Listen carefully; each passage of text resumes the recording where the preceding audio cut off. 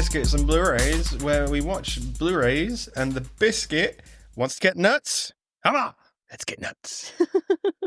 Host James and Jade. Hello. Hello. This is a surprise. Yes, tell me about it. What did we talk about last week? Men in Black. Men in Black. Yeah. And we spoke about Mr. Lee Jones. Harrison Ford. Yeah. And you were like, oh, I haven't seen that Batman movie. Come to think of it, I've not seen any Batman movie.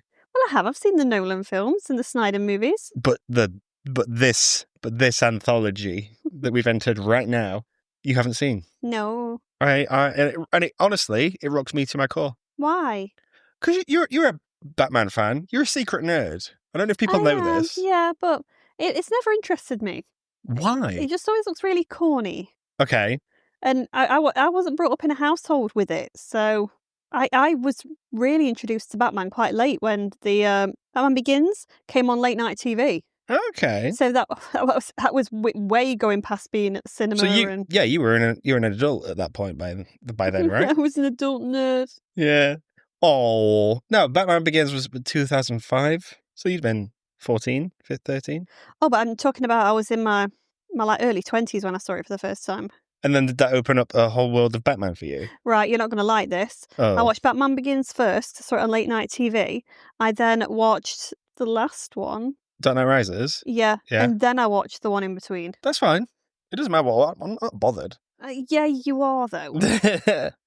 But you'd seen Batman and Robin, yeah? No. Well, you had. No, I hadn't. The first time I ever watched that was with you. That's the first time you watched Batman and Robin? I told you it was. Oh, I feel terrible for not introducing you to these first, then. No, you made me watch that first. Yeah, well, we did Batman and Robin back in season 1, I think. It is up. Go check it out. It's one of our better episodes, I think. Oh, my God. So, yeah, we're throwing it back, 1989. Neither of us are born at that point. No, so it's a year before you. 2 years before you, yeah. When the next one rocks up, we are both alive. So we are alive for the next Yeah, okay, cool. Yeah, it baffles me that you didn't go this far back. Because I like this film a lot. Well, I've got nice things to say about it. Why? I don't know.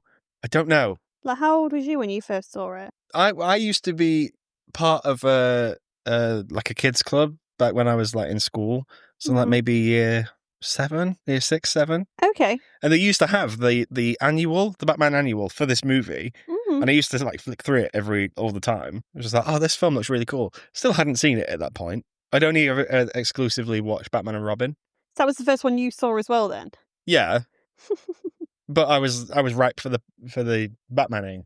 Batmaning. Yeah, at that point. Maybe that happens to everybody in life. At one point you just get Batman. You get gifted a Batman and it's you receive the gift of Batman. Yeah, and sometimes it could be good Batman, sometimes it could be bad Batman. It's good that there's a variety of Batmans, is what I'm saying. But yeah, so I watched this one probably not long after I'd discovered that. So maybe a couple of years after. Okay. Yeah. I was surprised at the certificate this one had, because this is a 15. I'm not surprised watching it now, I get it. Uh-huh. Watching it back, I don't think there's anything that a child would enjoy in this. Yeah.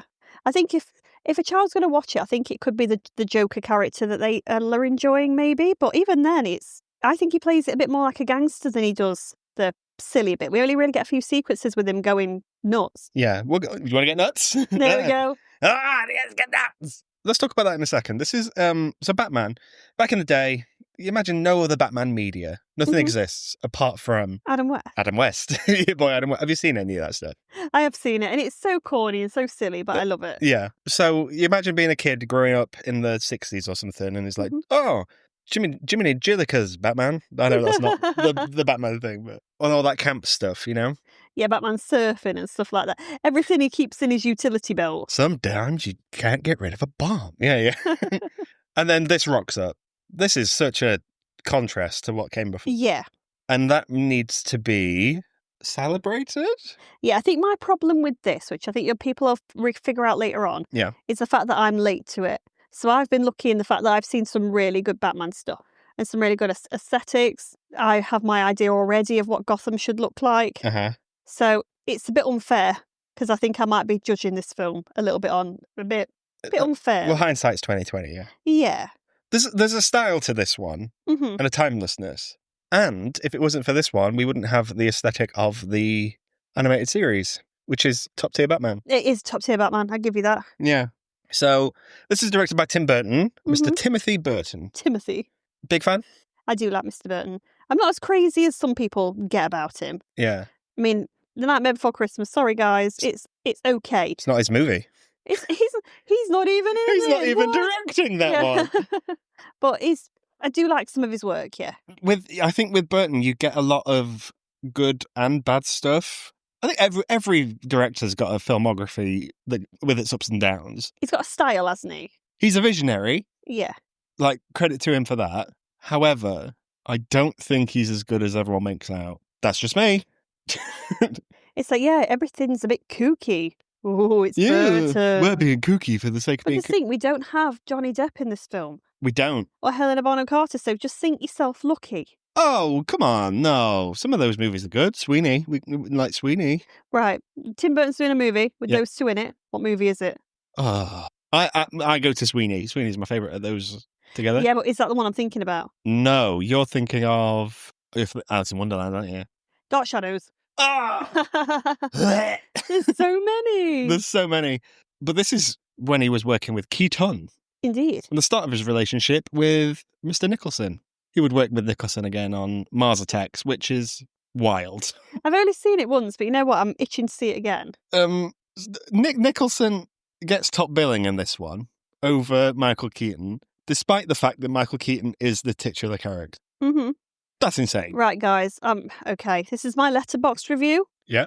It shouldn't be Michael Keaton, nor should it be Jack Nicholson. Top billing should go to Batman's fucking cape. That cape performs the Lord's work. The way it glides, the way it just takes over, the way Phantom of the Opera's it, any opportunity. Mm-hmm. Well, okay, let's talk about the costume. It's got a mind of its own, that cape. Let's talk about the costume in itself then, before we talk about who's in it.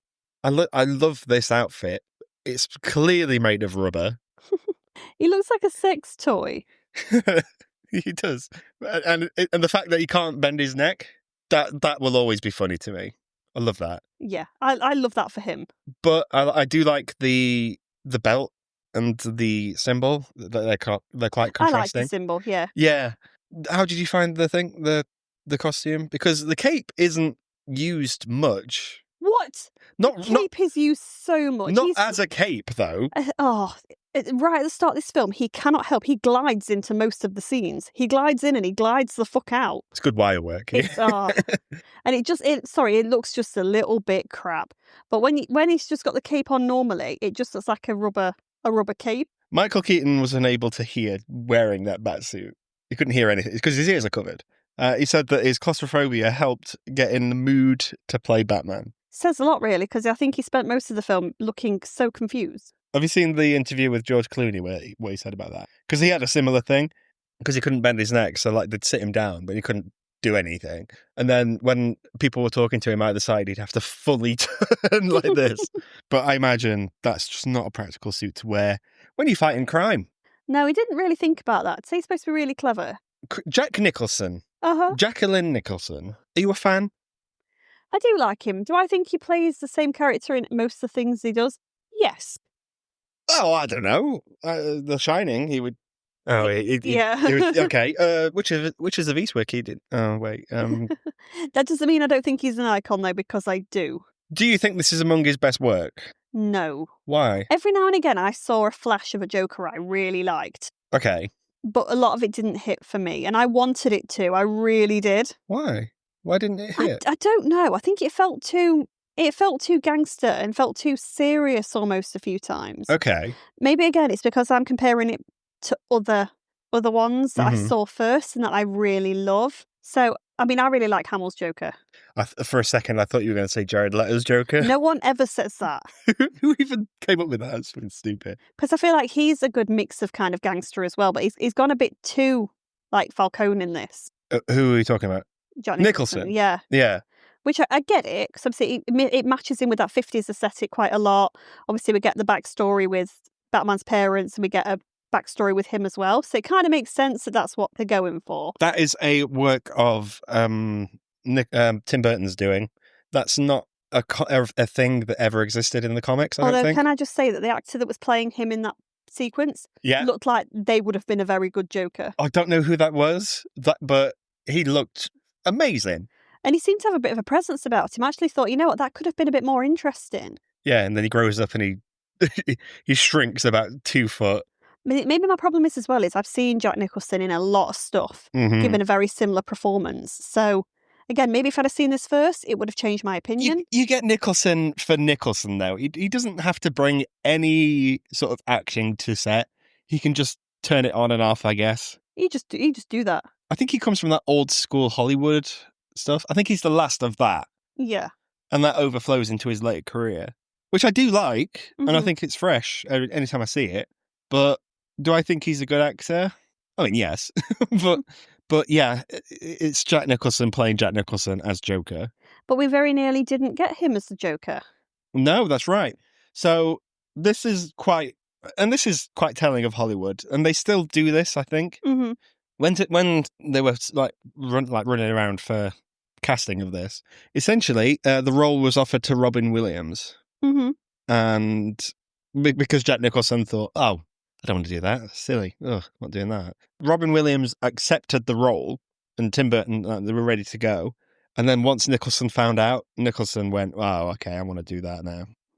That's a bit. I didn't want it, but someone else is doing it now. I want it. Yeah. Reverse psychology. You don't know what you've got to. It's gone, Nicholson. What are you going to do? Wolf 2? We've seen that one where he plays a wolf. Oh, excellent. It's Pfeiffer's in that, though. That's a weird movie. I like the fact that later on in Aladdin, Robin Williams is going to do a Jack Nicholson impression. Yeah.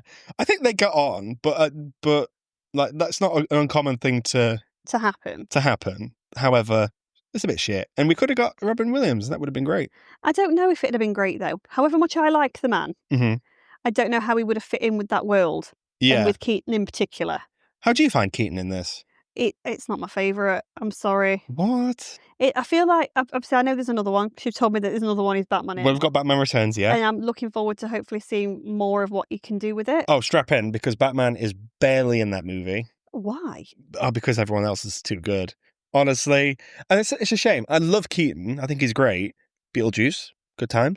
Like, what does he have? Like 15 minutes of screen time in that? But every scene he's in, he completely steals it. Yeah. I don't feel like he was in this. I think he was just brooding a little bit too much. He just looked really confused. Yeah. It's the eyebrows, I think. Yeah, I don't think some of it was written particularly well in the fact that, I mean, there's a lot of flaws between his characters and, is it Vicky, I want to say? Vicky Vale, yeah. Vicky Vale. So it's like, I really like you, but all of a sudden now she wants to date me. Oh, no. Yeah. It's all odd. Mm-hmm. There was a point before this ever became a Tim Burton movie, though. Okay. Spielberg had it. Of course he would. Spielberg's had everything, hasn't he? Yeah. He was interested in doing a Batman movie. Spielberg. Who would you have cast as Batman? The shark from Jaws. Yes, the shark from Jaws. As the... No! Harrison Ford as Bruce Wayne. That was the shark from Jaws, and then Harrison Ford as Vicky Vale. Well, let me tell you the rest of the cast, because it would have been quite good. This is a Spielberg movie, okay? Harrison Ford as Bruce Wayne. Michael J. Fox as Robin. Okay. Tim Curry as the Joker. I like that quite a lot. Tim Curry would later play the Joker for a little bit. However, he was deemed too scary. Oh. So that's why Mark Hamill got it. There's a few episodes of the animated show where I think Tim Curry is still the voice. Such a shame. So yeah, Tim Curry as the Joker. Dustin Hoffman as the Penguin. Gina Davis as the love interest, like Vicky Vale is. I like her, though. John Pertwee as Alfred. Burt Reynolds as Commissioner Gordon. Go on, Burt. Martin Sheen as Harvey Dent, and Richard Dreyfuss as another gangster. Oh, I thought he was going to say Martin Short. Oh, can you imagine? I'd watch that in a heartbeat. But yeah, I think do you know the fact that this is back before the internet and stuff. Do you remember the Affleck stuff? When Affleck was cast and everyone was like, this is going to be a shit Batman and stuff. Yeah, because I remember thinking it was odd casting. And, oh no, people went in on him. Yeah, I would never have gone in on him, but I remember thinking it was odd when he was cast because I thought they were going to go with somebody not quite as well known. Oh, okay, you thought they were going to go like newbie? Yeah, because I didn't think they was going to go for somebody more well known, because I thought if you go for somebody who's already more established as an actor, yeah, are people going to expect a certain performance? Uh-huh. Right, for example, I think obviously this film hasn't done as well as at the box office as it probably should have done. Superman. Yeah. The jump playing him. Curran Sweat. I think they've got that perfect because he's just started out on the acting scene, really. Mm-hmm. He's done some things that I think he's been pretty good in, but I don't think he's done enough where people are like, oh my God, that's that guy. This is the performance we expect from him. So it allows him to bring something completely new to the role. Yeah. I think sometimes when you get an actor that's already well established, you've seen them do a lot. They've got a couple of iconic roles behind them. But this is... You can come in with like a preconception. But this is bearing in mind, this is before MCU stuff. So usually, like, when they go, oh, this person's playing this superhero, people were like, oh, whatever. Like, when Toby got Spider-Man for the first time, people were like, yeah, give a shit. Was Affleck going to get it before then Snyder gave it to him? No. When Affleck got it, the internet kicked off. And it was quite a horrible place to be, the internet at that time. The internet's a horrible place to be anyway. Bear in mind, we didn't have the internet in 1989. When Michael Keaton was cast, Warner Brothers was sent so many letters saying the guy that played Beetlejuice as Batman. That's insane. Oh, come on, guys, grow up. Yeah, there's so many I've seen so much footage of when they interview people who have been to like the opening night and stuff, and they come out afterwards and it's like, oh, whatever, like it's a really good Batman movie. People are like, yeah, Keaton was great, and that's Batman. To this day, Keaton is the ultimate Batman. He might be yours. He's not mine. He is my favourite Batman. And like I said, I like that. I like that we can have this discussion. Yeah.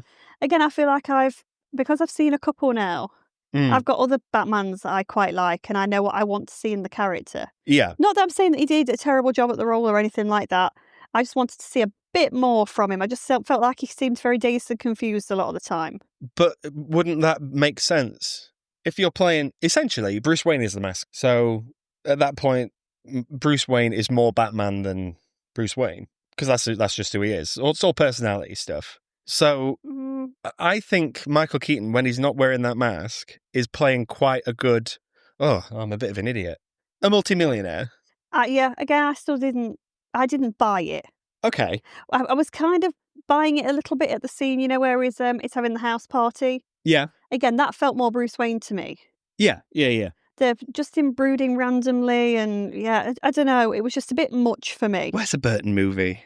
It was like, oh no, and I don't know who was dyeing his hair at the time. It's really, clearly dyed, yeah. Yeah, it's like, it looks like there's a lot of residue on that. Oh, leave him alone, he's all right. Nicholson isn't playing the Joker like crazy, like he just wants to watch the world burn, all that sort of stuff. Not like Ledger did. Nicholson's playing old-timey Joker, but it works for this universe. It does. I don't think it's too far away from the Joker we had in the Adam West stuff. I can't remember the Joker much from the Adam West stuff. Tis I, Batman. Yeah. I do like the fact, though, that when we see him, obviously, before he falls into the chemicals. Yeah. His costumes is like all black. It's all very gangster. And then all of a sudden, it's like, I've fallen into chemicals. Purple is my new colour. What do those chemicals do? They make you just like, they go completely change fashion. But also, where do you get that suit from? Because obviously, you've seen the look I've seen the residents of Gotham. Yeah, no one dresses like that. Yeah, so where did he get that from? I'm genuinely very interested. It was tailor-made. And again, the green shirt. Yeah. Oh, I do like the aesthetic, though. I think the hair is, what you call it, he could have just dyed that if he wanted to. He did. Well, yeah, he fell into the vat of acid. But he could have dyed that. Maybe it'd have fallen out. Who knows? I did like his design. I liked his look. I thought some of his costumes were stupid. I'm sorry. I think we watched it on 4K, and the makeup I don't think holds up as much. I agree, and I didn't like him with the humour, like the where he put the face paint on to make himself look like normal. Yeah, I don't want that from my Joker. Okay, yeah, I've met people with that actual smile. Have you watched? Yeah, and it's just like, ugh. Anytime I see someone with a really wide smile, like Dennis Quaid. No, not quite. Dennis Quaid's quite small in comparison, I guess. Yeah, I don't think you needed to do that. That's just Tim Burton going, oh, I've got a makeup budget. We're going to make this look over the top. Yeah. That's how it feels. Yeah. Because Nicholson, does he have a tiny mouth? He has a little tiny mouth. Now I'm thinking about it. Yeah, it's weird. But I feel like he can act through it, though. I agree. But again, I thought some of the costumes were quite distracting. I didn't know what that weird chef hat thing were about when he was in the museum. In the museum? And I'm sorry, this is going to... No, don't talk about it yet. Don't talk about it. I want to talk about it in a second. The other characters in this, unnecessary. Yeah, and do you know what? it was such a shame because I saw what could have been greatness. The gent playing Harvey Dent. Yeah, Billy D. Williams. Yeah, Lando Calrissian himself. That was a mistake. I feel like that they should have done more with him. I think that was always the plan. However, we'll talk about it more next week because there is a reason for that, I think. I mean, he got a great voice and a bit of a presence. I thought, you know what, I'd have liked to have seen where they went with that character. I mean, we know where they're going to go with that character. Yeah. But I would have liked to have seen that. And I mean, Harvey Dent felt not Harvey Dent. Commissioner Gordon was just tacked on. Commissioner Gordon got lost in the crowd a little bit here. He's very PC plot. He weren't really doing anything. Yeah. He's like, how was this guy the commissioner? The commissioner. How has that happened? Yeah. We've got the ladies in the film that look very similar. Vicky Vale and Jerry Hall. I assume she had a... Kim Basinger and Jerry Hall. Kim Basinger. Basinger? I don't know. Kim? Oh, Kimmy. Kimaroo. I know what's coming in this franchise because I know we get Nicole Kidman at some point. Mm-hmm. And Pfeiffer, of course, in the next one. Kim Basinger doesn't really do anything with this. No, and I feel like her character's written badly as well. I agree. I don't think it's her fault. I think she's doing what she can with this material. However, I don't think Tim Burton knows how to direct women that aren't his wife or girlfriend at that time. Yeah, she's very damn. They set her up to be this kind of like hard ass. She's this photographer. She's been into war zones. Mm-hmm. She's supposed to be a bit badass, really. She's gone to Gotham, that's known for being a bit of a crime central because she's interested in Batman. But then she screams at everything. She's quite overly damsel in distress. And it's like these two things completely juxtapose each other. Yeah, I don't think she has much chemistry with Keaton either. No, and there's a scene where he drops her off at her property. She wakes up the next morning and he leaves her sideways on the bed. Fully dressed, but it's like he could. I mean, that's probably a good thing. Yeah. But it's like, couldn't he just lie her properly on the bed? Well, you don't want to see Batman tucking someone in there. No, because she'd have woken up in bed. But like, he could have put the covers over it. He could have actually put her the right way round. Why leave her horizontal with her head half hanging off? Yeah. That didn't feel very gentlemanly. Well, yeah.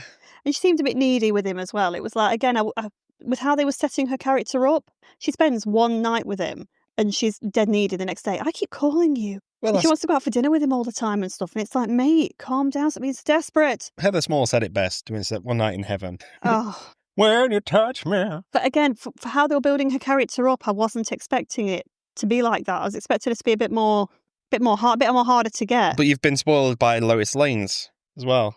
Yeah, because Lois Lane's a journalist who's pretty badass.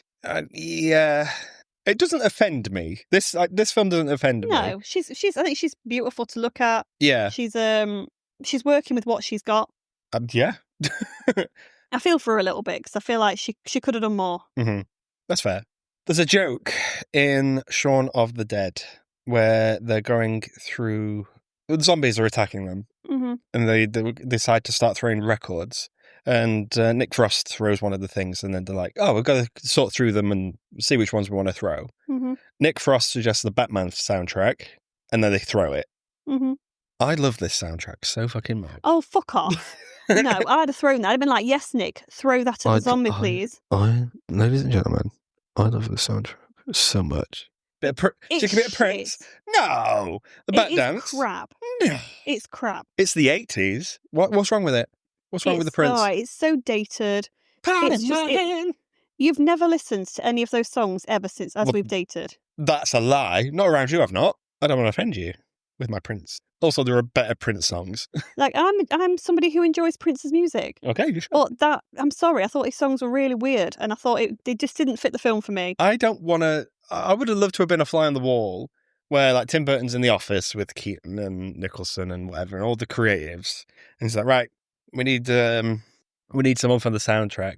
Elfman, what you got? And he's like, oh, I've got the most awesome theme tune you've ever heard in your entire life.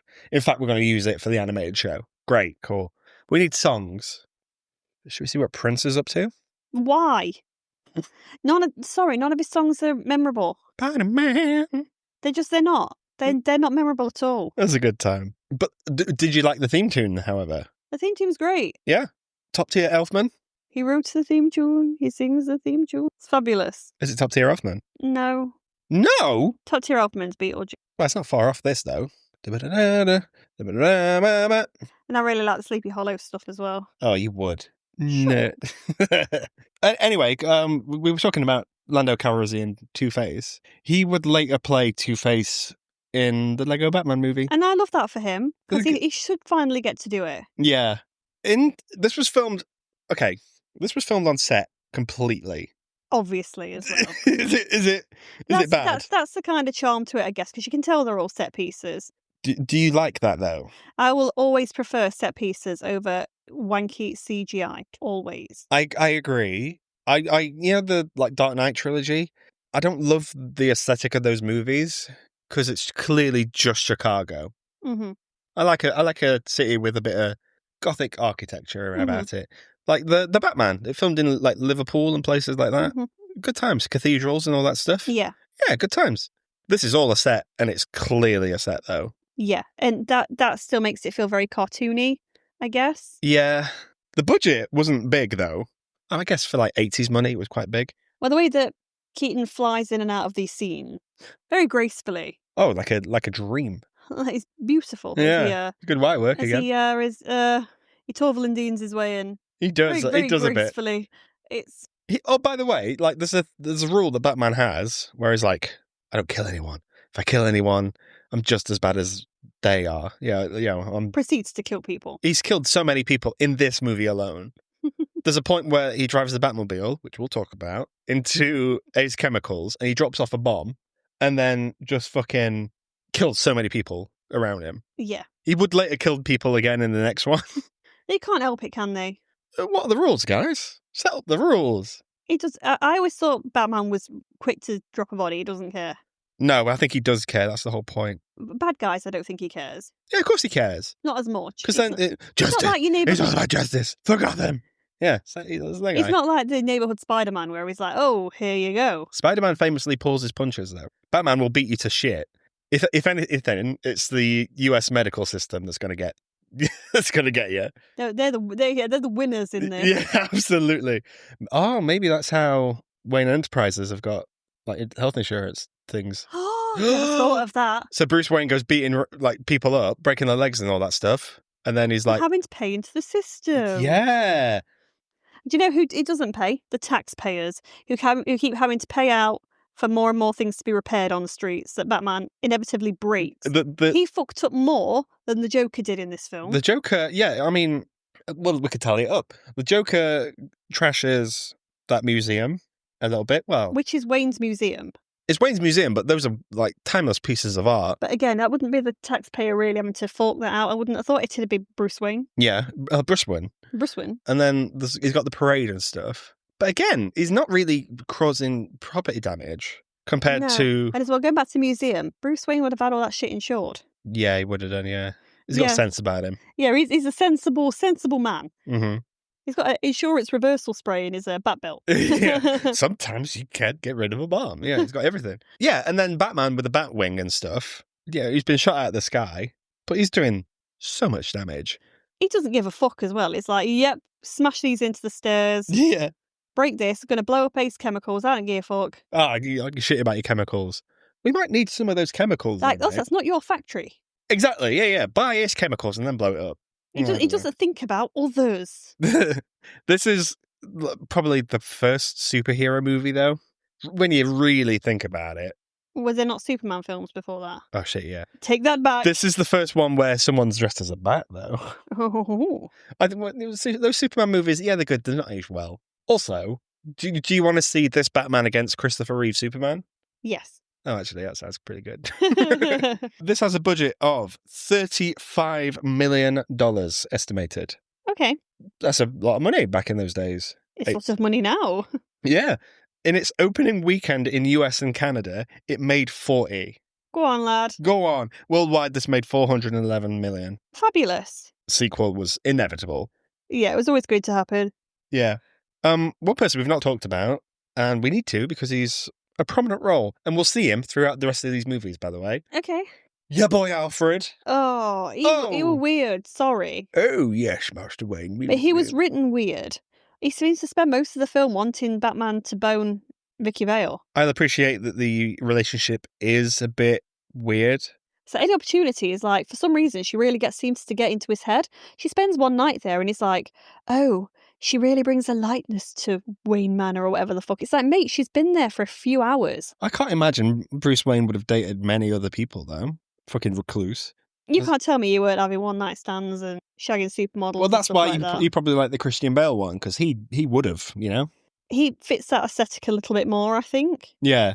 Whereas this one, he's got his world, like, memorabilia in his loft. He's got his little back cave. He's got his fucking long table. Oh. I don't sit in here by myself. Where do you eat then, mate? Where do you eat, Bruce Wayne? I quite like this Alfred, though. That's Michael Gough. Or Go. Gough. Yeah, Gough. Gough. It'll be Go, won't it, I think? Yeah. I like him. It's charming. He is, it's just he's written weird. He's too old to be working. Yeah, it's like, come on, Bruce, give the lad a night off. I appreciate he's your father's butler and your mum's butler and all that stuff. However, he's too old. Let the guy rest. I think this about Michael Caine as well, by the way.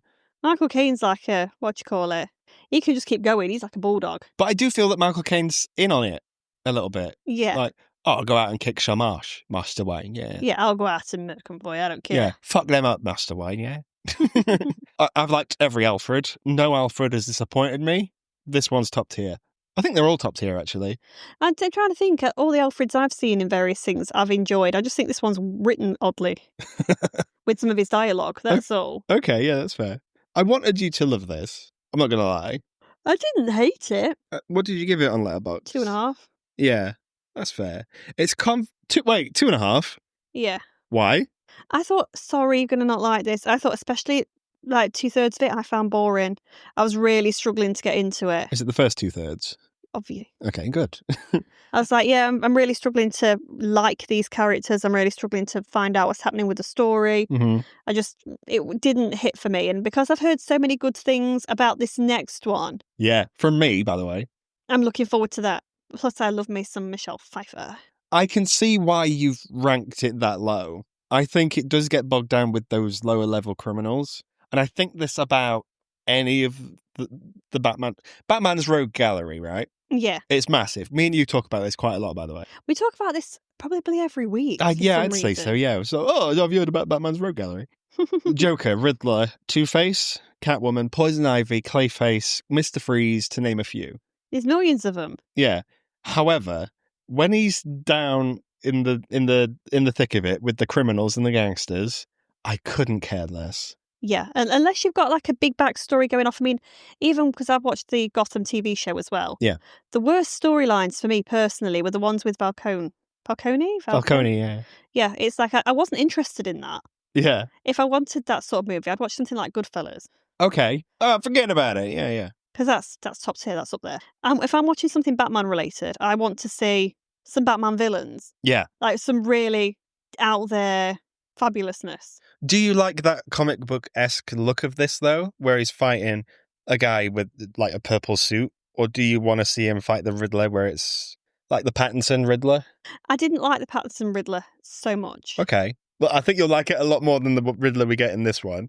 I don't know. Maybe I'll love Carey. We'll see. It's an acquired taste. So, I like the guy. I like that, yeah. But again, I feel like I'm spoiled because I'm sorry, I'm judging this a lot against the Gotham TV show. I think the problem is that even though this isn't as campy as the Adam West stuff, because of the Nolan stuff that's brought it down to like a realistic level and a gritty level, really. And then we've had the Pattinson one, and then Affleck's been in there. This will always still come off as campy. Yeah, it will. Because you have that Tim Burton aesthetic and the Prince soundtrack and the colour. It ages it a little bit as well, I think. It does. What does work for it, however, is the 50s aesthetic it has. Yeah. Which they would later apply into the animated series. Yeah, and you know what? I think the animated series is the top. I think it's fabulous. Yeah. We have this to thank for that. Mm-hmm. It's a good time. I need to rewatch some of that show. Yeah, you do. And it's a shame that we got the show later on, because I think that they missed an opportunity to have a Harley Quinn kind of character in this. But then would that have taken away too much from Nicholson's Joker? I think also probably one of the things I didn't like about this is the fact that he was actively after Vicky Vale. Yeah. I don't want to see the Joker be bothered about a love interest. There's a scene where they're at the top of that bell tower and they've climbed up so many stairs and she's like, what, woozing, whatever. And she's trying to distract the Joker from the fact that Batman's behind him. Mm-hmm. And she's like kissing his arm and stuff like that. Joker at that point must have a raging stonker on him. Well, she distracts him to Batman's sneakery being behind her. She jaffars him. By looking like she's about to go down on him. Oh, yeah. And it's like, oh my. At that point, what would... Say that's what his face looks like. What's going off down there? I don't think it grins down there as well. Yeah. But maybe that's also a reason why it didn't vibe with me as much. He gave off more sleaze. I don't want my Joker sleazy like that. Yeah. I want my Joker a bit more... He doesn't want a love interest. I mean, that's what I like about him and Harley Quinn. Not that their relationship is toxic, but for me, he doesn't... That's not what he's there for. He's there to... His love interest is almost Batman. Yeah. He's so obsessed with him. It kind of borders between love and hate. Mm-hmm. That's what I'm more interested in. I don't want to see him after a woman being all crazy or... What I found in this, you don't really get many scenes of Batman, Bruce Wayne, and the Joker together. And then maybe that's the problem. I agree. When it does happen, though, I love it. This film's on a different level when those two are together. The best scene in this was when they were fighting at the end. Yeah. That's what I needed more of, because I needed more of Nicholson being covered in blood, laughing his head off, which is to me is what the Joker is. Mm-hmm. Cracking jokes while he's getting the shit kicked out of him. That's Batman and the Joker for me. Yeah. It does feel as well like they are beating the shit out of each other as well. Yeah. Because this is the bit at the end again where like Joker's like backing away and stuff, and he puts on those glasses and he does you wouldn't hit a guy with glasses, would you? And then Keaton delivers the biggest punch of his life. Yeah. That's funny every time. Yeah. But maybe that's it. Maybe that's what I was missing. I needed more of that. Yeah. I don't think you get that in The Dark Knight as much though either. You get the interrogation scene and you get the scene at the end. I think as well that because those scenes are so good. Yeah. And Ledger's so good all the way through it. Mm-hmm. I think it can hide... Because I'm not going to lie, some of that film I don't particularly like either. Are you talking about the 5-star movie The Dark Knight, by any chance? The love interest is the problem in that film, though. I agree. Again, I think it's... But Nolan can't write women. Yeah. Yeah. And that's actually a problem. And as soon as she's in there, it starts getting silly and that doesn't do it. I need the villains. Mm-hmm. That's who I want. Yeah. I think that they're great, and I think their dynamic with Batman is so interesting. Yeah. You're bogging it down otherwise. I do appreciate the fact that Joker's doing the cosmetic stuff and like the poison and the laughing gas and all that stuff. I loved that. I was hoping they were going to go into that a little bit more, because it felt to me, again, sorry to bring it back to the animated series, very much like the laughing fish. Yeah. And I liked that. I thought it was silly. Mm-hmm. It's something that he would do. Mm-hmm. Yeah. I think what doesn't work in this film does get improved on the second. Batman Returns is top tier Batman, just by the way, I think. Quick question about this as well. Yeah. I felt like with every kind of iteration of the Joker we've really had, it feels like he's really trying to create anarchy. Do you feel like he's trying to do that in this? If you take Batman out of the situation, Joker's plan is to make everyone rich before they die, right? I guess so, yeah. Because he gives out so much money. And you said to me when he was doing it, like, oh, look at all the money he's giving out. That's quite charitable, right? Yeah. And then you don't see Bruce Wayne doing any of that shit. No. The problems in Gotham will always persist because the police aren't funded. And the problem is that it's a corrupt police force anyway. Yeah. That runs deep. That'll take ages to get rid of. And I'd argue it wouldn't go anywhere. Yeah. Bruce Wayne is fighting a losing battle. Take out those people first before you go after the gangsters. Yeah. And then the good stuff will... Okay, say you've got a dam overflowing. Well, not overflowing, but there's a crack in it. Mm-hmm. And that is running down. You wouldn't get a bucket of water at the bottom and just try and get the water out of the way. You would fix what's at the top. Mm-hmm. So what's Bruce Wayne going after all these low-life criminals for, when all he has to do is go after the police force, and then any policeman there that's of any good nature will then go after the criminals for you?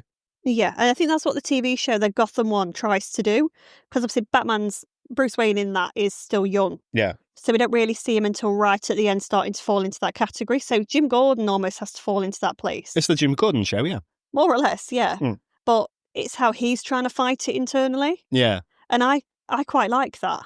Okay. That element to it. Because then you're adding in the villains and you can see Batman's starting to take shape and how he's being brought into that world. Again, you've got Kick-Ass Alfred as well. Do we see that kid in the Bruce Wayne costume, in the Batman costume? Yeah. Oh, dear. But he's older by that point. Oh, okay, that's fine. Because you grow up watching him almost. Does that show have problems? Yes. Mm-hmm. I'm not saying it's perfect. Do I think it spawned some really good versions of those villains? Yeah. Yes, I do. I think the Penguin in that one is... I've seen a few episodes of that, and I thought the Penguin was particularly good. Oh, yeah, he's good. I think the Riddler's good. Yeah. The lad playing the Joker's one of my favourites. Oh, Carl Kestis? Oh, he's one of my favourites. Woohoo! The guy playing Jim Gordon, I think's good. Okay. The person who isn't good in it, Jada Pinkett Smith. Oh, don't make me use the soundbite. Use the soundbite. Keep my wife's name out your fucking mouth. There it is. Yeah, I'm excited for you to watch Batman Returns. It's more of the same, but it's dialed up to 11. Is it because he returns? He does come back. I don't know if you... spoiler alert, Batman does come back. Oh, so he does return. Yeah, but it's a Tim Burton movie. This one's a Tim Burton movie, yeah, sure, but the signs aren't there. There's no spirals. There's no weird-looking trees. But in Batman Returns, it's a good old time. Is Johnny Depp in it? No. Damn it! Did you want him? Johnny Depp would have been a good Riddler, I think. I think there's a good Riddler somewhere in him. Yeah. Back in the day. Yeah. What, 90, 91, 92? He was around. Yeah, I reckon he could have pulled out a good Riddler. I think we'll talk about it in the Batman Returns one. There's a reason Tim Burton doesn't come back for the other two. Okay. But we'll get to it. Is this better than Space Jam? No, sorry. Okay. Okay. It's a sign of things to come, I think, because I don't think you're really going to love any of these. Okay. I think you'll find bits to like, but I don't think any of those films, for you, because I know you, I don't think you do? I do. We are married. Oh, yeah. I don't think any of these films will live up to your expectations of these films. I'm going to give them a chance, though. Yeah, I know you do that, and you gave this one a chance. I said, I saw things I liked in it, but for me, I feel like I've already seen better, and it's a bit unfair to the film, because I think if I'd have seen it first, the others would have had maybe a harder time getting high up there, but I was quite late to it. So I think it's better than Space Jam. Well, you give it 4 stars, you fucking It's a 4-star movie for Nicholson and Keaton alone. Yeah, and the Batmobile, which is sexy, by the way. Yeah, because you wanted that initially for our wedding, but it could only fit you and one other person in there. And it's like, well, that's no good, James, because we're going to have to get me in there as well. And you're like, no. No, you walk behind. You walk behind the Batmobile. We do have our good friends, Claws and Webbs. Mm-hmm. He's Batman. He's a big friend of the franchise. He does his own Batman fan series and stuff. And we're going to put in the trailer for it here. We do have 5 minutes from him here talking about how this film how it impacted Batman as a whole. Strap in. Here it is. You're a symbol of fear to these scumbags.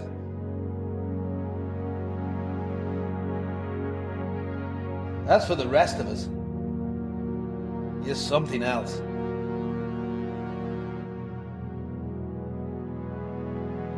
You all are.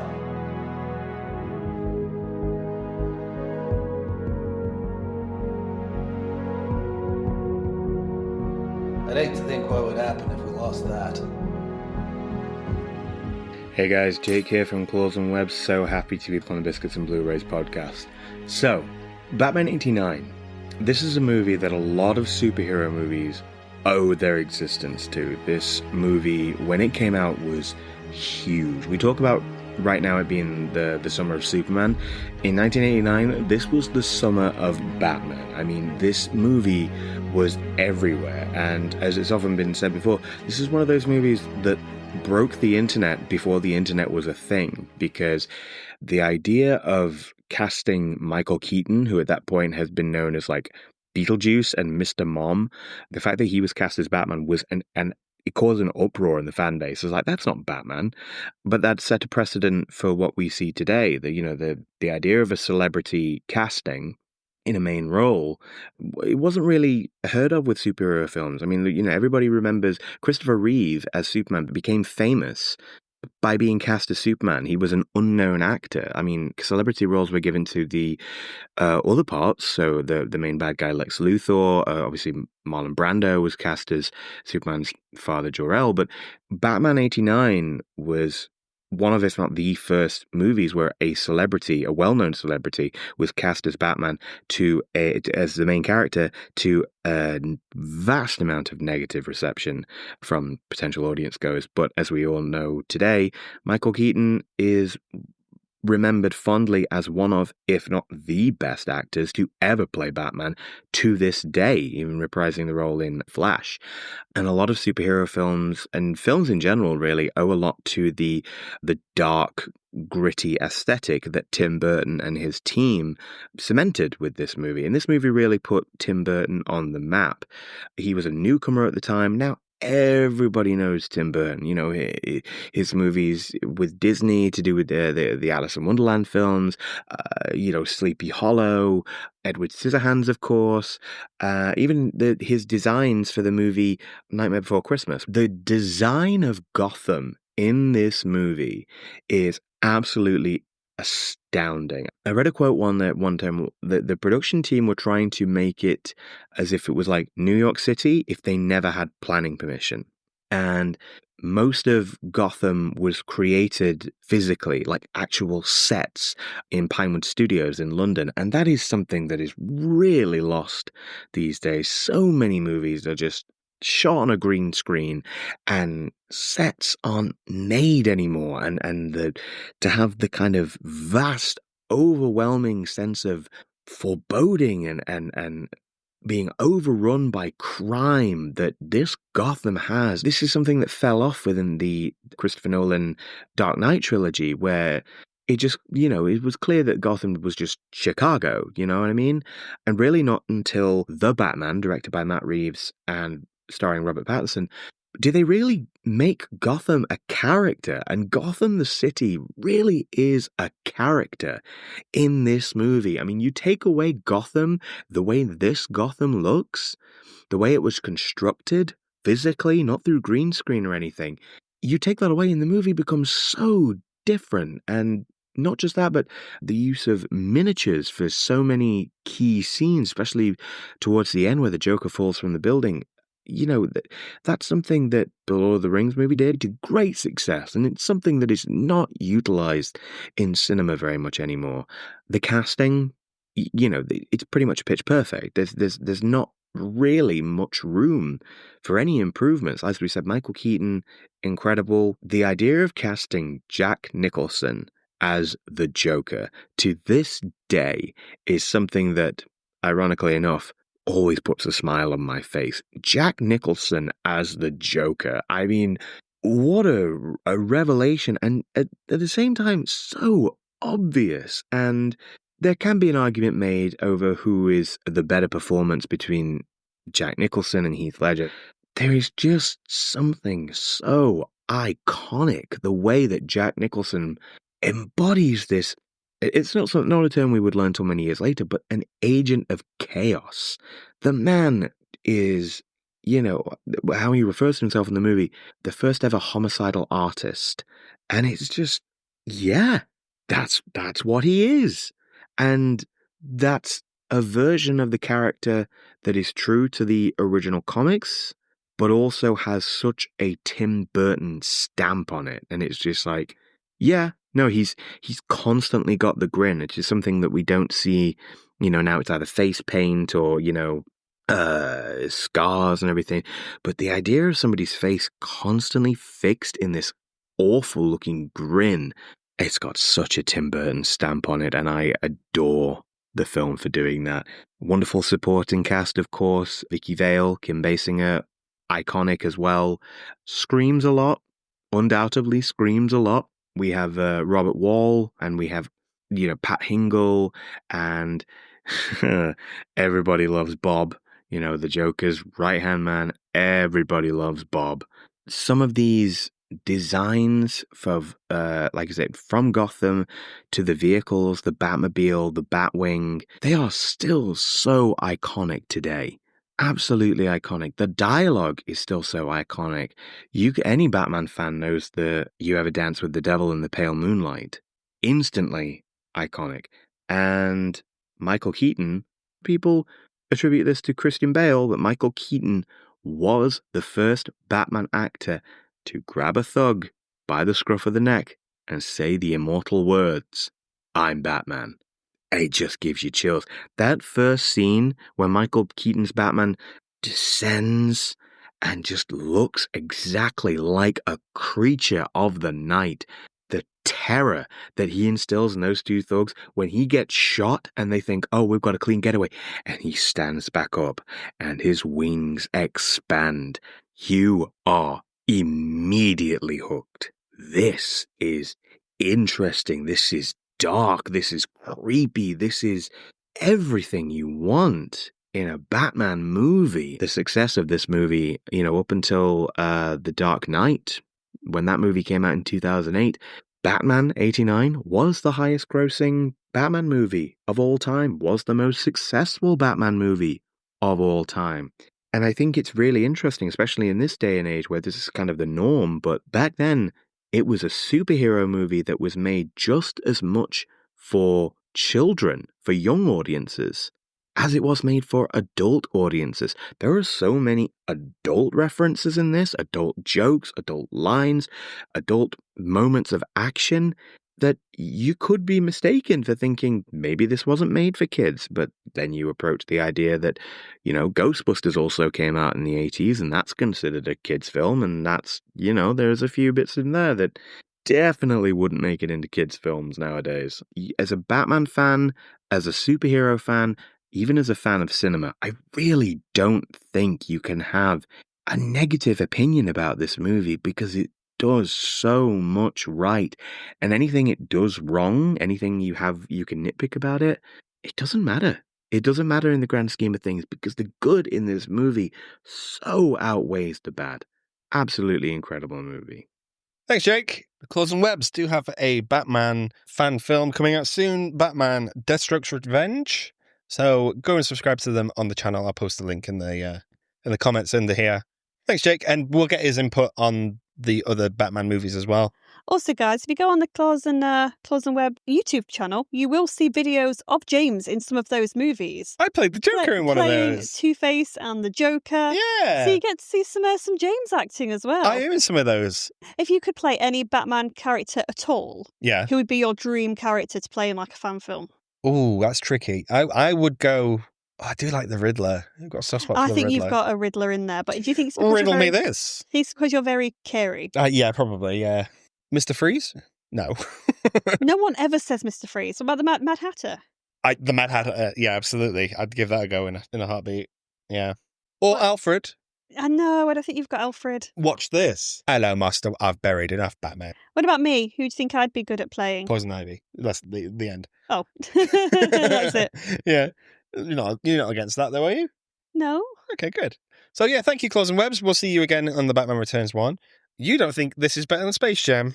I don't, but I've got a feeling that the next one might be, because, again, Michelle Pfeiffer, I love you. Yes. Oh, you'll like her a lot in that one. Yeah, I've seen clips of her doing it, and I think she's fabulous. Mm-hmm. She's dressed like a sex toy. Yeah. But you know what?